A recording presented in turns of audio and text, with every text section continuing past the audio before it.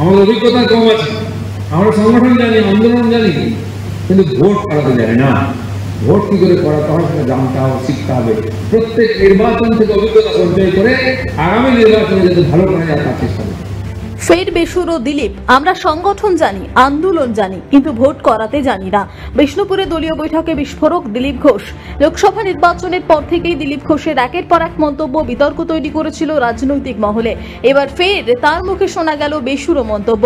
একের পর এক নির্বাচনে ভরাডুবির জন্য দলের নেতাকর্মীদের অভিজ্ঞতাহীনতাকেই দায়ী করলেন তিনি। আজ বিষ্ণুপুর শহরের যদুভট্ট মঞ্চে দলের কার্যকারিণী বৈঠকে বক্তব্য রাখতে উঠে দিলীপ ঘোষের দাবি, আমরা সংগঠন জানি, আন্দোলন জানি, কিন্তু ভোট করতে জানি না।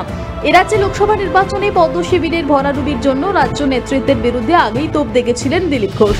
এবার শুধু রাজ্য নেতৃত্বই নয়, দলের নেতা থেকে কর্মী সকলকে এক সারিতে বসিয়ে দিলীপ ঘোষ বলেন, 2021-এর লড়াইয়ের ফলে আমরা 77টি আসন পেয়েছিলাম।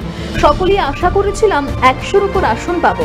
মানুষ বলেছিল আমাদের সরকার হবে, কিন্তু তা হয়নি, কারণ আমাদের অভিজ্ঞতা কম আছে। আমরা সংগঠন জানি, আন্দোলন জানি, কিন্তু ভোট করাতে জানি না।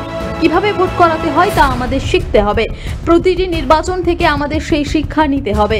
দলের নেতাকর্মীদের গয়ঙ্গচ্ছ মনোভাব নিয়ে ওই দিন দিলীপ ঘোষ আঙুল তুলে বলেন, দলে এসেছি, একটা পদ পেয়ে গেছি, আসছি যাচ্ছি, এই মনোভাব নিয়ে চললে বিজেপি করা যাবে না, কারণ বিজেপি একটি মিশন নিয়ে চলে।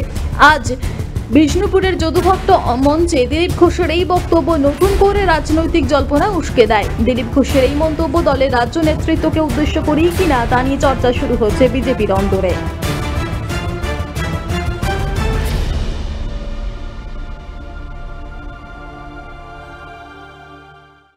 গতবারে আমাদের লড়াইয়ের ফলেতে 77 আমরা পৌঁছেছিলাম। আশা করেছিলাম 100 বেশি সিট পাবো, সরকার হয়ে যাবে। সাধারণ মানুষ বলছিল, পুলিশ কর্মচারী ধরে নিয়েছিল আমরা জিতবো, কিন্তু হয়নি। তার মানে কোথাও আমাদের ক্ষমতা আছে, আমাদের অভিজ্ঞতা কম আছে, আমরা সংগঠন জানি, আন্দোলন জানি, কিন্তু ভোট করাতে জানি না। ভোট কি করে করাতে হয় সেটা জানতে হবে, শিখতে হবে। প্রত্যেক নির্বাচন থেকে অভিজ্ঞতা সঞ্চয় করে আগামী নির্বাচনে যাতে ভালো করা যায় তার চেষ্টা করবে। তাহলে পার্টিতে এসে গেছি, একটা পদ পেয়েছি, এই আসছি যাচ্ছি খাচ্ছি, দেখেছে যাই ঘুরে আসি। ভারতীয় জনতা পার্টি করতে গেলে এরকম করলে হবে। ভারতীয় জনতা পার্টি একটা মিশন নিয়ে চলে, একটা আদর্শ নিয়ে চলে।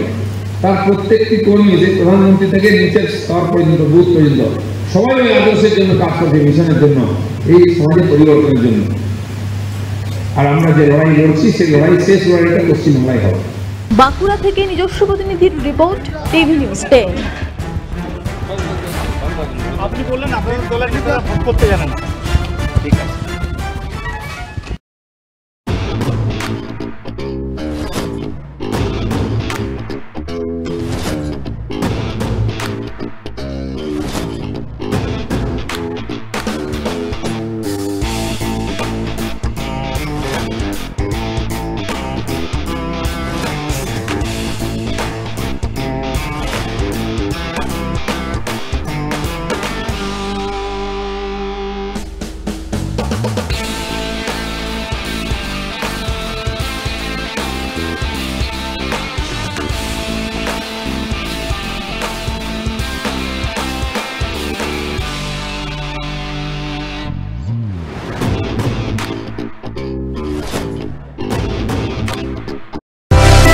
সুলভ সঠিক চিকিৎসার একমাত্র প্রতিষ্ঠান বিবেকানন্দ হসপিটাল।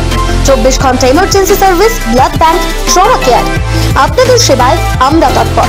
গুণমান ও পরিষেবায় দুর্গাপুর বিধাননগরের ডক্টর জাকির হোসেন এভিনিউর বিবেকানন্দ হসপিটাল শিল্পাঞ্চলের মানুষের মন জয় করেছে। সবার আগে খবরের আপডেট পাওয়ার জন্য সাবস্ক্রাইব করুন আমাদের ইউটিউব চ্যানেল এবং ক্লিক করুন বেল নোটিফিকেশন আইকনে।